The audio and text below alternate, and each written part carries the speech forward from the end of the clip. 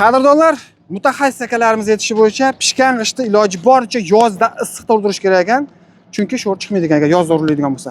Xo'sh, kimga shunaqangi standart razmerdagi g'ishtlar kerak bo'ladigan bo'lsa, bugun biz katta zavodga kelganmiz. Bu yerda qadrdonlar jami 4 ta xumdon ekan.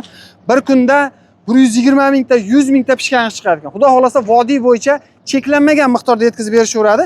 Akalarimiz aytishi bo'yicha bu g'ishtdan Xudo xolasa chiqqan yo'q ekan. Bundan keyin ham endi chiqib qolsa 10% va 5% oq sho'r chiqishi mumkin, bo'lmasa chiqmaydi. Razmeri 25 12-6 cm dan, narxi zavodda o'zida 850 so'm aytishyapti.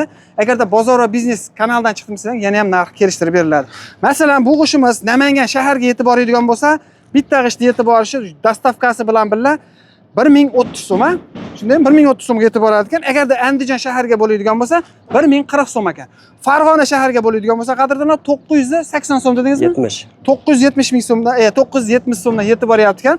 Agarda o'zlaring transportlang bo'ladigan bo'lsa, kelib ochirda turib olib ketaverasizlar, 850 so'mdan yana tushib beriladi, yuklatib beriladi. Endi buni sifati qanaqa deganlarga qadrdonlar otib bitta ko'rsatib beramiz. Bu yer asfaltdan ham qattiq, chunki bu yerda faqat 10 tonnalik, 20 tonnalik havola yuradi, yuki bilan birga. Qani ketdi. Hop. Ko'rib turibsizlar? Mana hammasini otdik, bitta ham singan, yana bitta otib qo'yamiz shetiga. Hop. Oh, endi bitta sinatda. Pastdagi nomerlarga aloqaga chiqamiz.